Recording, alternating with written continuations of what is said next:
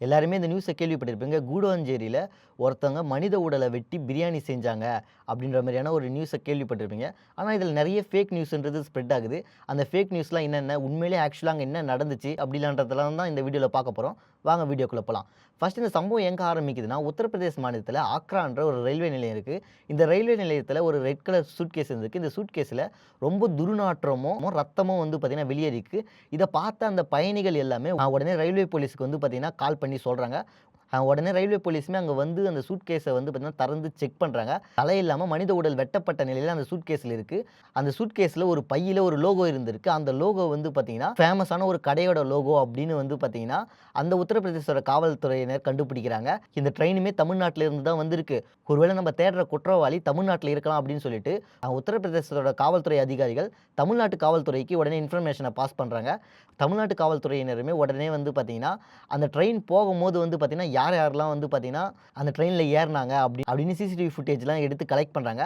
அந்த CCTV ஃபுட்டேஜ்லாம் collect பண்ணும்போது வந்து பார்த்தீங்கன்னா, ஒரு ஆணும், பெண்ணும் வந்து பார்த்தீங்கன்னா 2 பேரும் சேர்ந்து அந்த சூட்கேஸ எடுத்து போய் அங்க வச்சுட்டு ரிட்டர்ன் வரத்த வந்து பார்த்தீங்கன்னா பார்க்குறாங்க. அதேமாரி ஒவ்வொரு சிசிடிவி ஃபுட்டேஜுமே வந்து பார்த்தீங்கன்னா ஃபாலோ பண்றாங்க. நெனச்சு பாருங்க அது எவ்வளோ பெரிய ப்ராசஸ்ன்னு.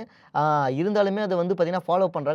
இதெல்லாம் ஃபாலோ பண்ணதுக்கு அப்புறமா கூடுவாஞ்சேரியில இருக்க ஒரு வீட்ல இந்த ஆணும், பெண்ணும் போறாங்க அப்படின்ற மாரி காவல்துறையினர் கண்டுபிடிக்கிறாங்க. காவல்துறையினர் கண்டுபிடிச்சதுக்கு அப்புறமா உடனடியா அந்த வீட்ட சோதனை பண்றாங்க. வீட்ட திறந்த உடனே வந்து பார்த்தீங்கன்னா, ரொம்ப வந்து பார்த்தீங்கன்னா பேட் ஸ்மெல்லா இருக்கு.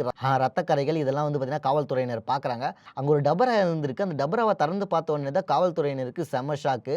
அங்க வந்து பார்த்தீங்கன்னா மனித உடல்கள் வெட்டப்பட்டு, அதில வந்து பார்த்தீங்கன்னா தண்ணி ஊத்தி கொதிக்க வச்சிருந்திருக்காங்க. கூடவே வந்து பார்த்தீங்கன்னா காய்கறிகள், மைதா இதெல்லாம் வந்து பார்த்தீங்கன்னா சேர்த்து வந்து பார்த்தீங்கன்னா வேக வச்சிருந்திருக்காங்க.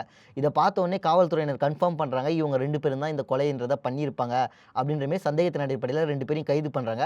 அந்த சூட்கேஸ்ல ஒரு மனித உடல் வந்து பார்த்தீங்கன்னா வெட்டப்பட்டு தலை இல்லாம இருந்துச்சுல்ல, அந்த தலைய மட்டும் தான் வந்து பார்த்தீங்கன்னா காவல்துறையினர் வந்து பார்த்தீங்கன்னா ஒரு பக்கெட்ல போட்டு எடுத்துட்டு போற வீடியோ வந்து பார்த்தீங்கன்னா எல்லாருமே பார்த்துருப்பீங்க. இந்த சம்பவத்தில வந்து பார்த்தீங்கன்னா ஈடுபட்டாங்கல்ல, அவங்க பேர் வந்து பார்த்தீங்கன்னா மாணிக் உதின் லஸ்கர், அப்புறமேட்டு வந்து பார்த்தீங்கன்னா மெகமது மாஜி 2 பேர் வந்து பார்த்தீங்கன்னா காவல்துறையினர் வந்து பார்த்தீங்கன்னா ரிலீஸ் பண்ணியிருக்காங்க. இந்த கொலையோட மோட்டிவ் என்னன்றத காவல்துறையினர் ரொம்ப சீரியஸா இன்வெஸ்டிகேஷன் பண்ணியிருக்காங்க. ஆனா, இப்போ வரைக்குமே இந்த கொலை வந்து பார்த்தீங்கன்னா எதனால செய்யப்பட்டது அப்படின்றத இன்னும் காவல்துறையினர் கண்டுபிடிக்கல. இந்த மனித உடல எதுக்காக வெட்டி வேக வச்சாங்க அப்படின்றதும் காவல்துறையினருக்கு இன்னும் சரியா வந்து பார்த்தீங்கன்னா இன்ஃபர்மேஷன்ன்றது கிடைக்கலையாம். மேபி இந்த கொலை பண்ணதுக்கான ஆதாரத்த அழிக்கிறதுக்கு மனித உடலா கூட காய்கறி, மைதா இதெல்லாம் போட்டு வேக வச்சு, இத வந்து பார்த்தீங்கன்னா பிரியாணியா வந்து பார்த்தீங்கன்னா டிஸ்ட்ரிபியூட் பண்ணி இந்த ஆதாரத்த அழிக்கலான்னு கூட அவங்க நெனச்சிருக்கலாம். அதுக்குள்ள வந்து பார்த்தீங்கன்னா காவல்துறையினர் கண்டுபிடிச்சுட்டாங்க. மேபி அவங்க செஞ்சு அத வந்து பார்த்தீங்கன்னா வெளிய எங்கேயாவது வித்திருந்தாங்க அப்படின்னா, அந்த பிரியாணி சாப்பிட்டு எத்தன பேருக்கு என்னென்ன பிரச்சனைகள் வந்திருக்குன்னே தெரியாது.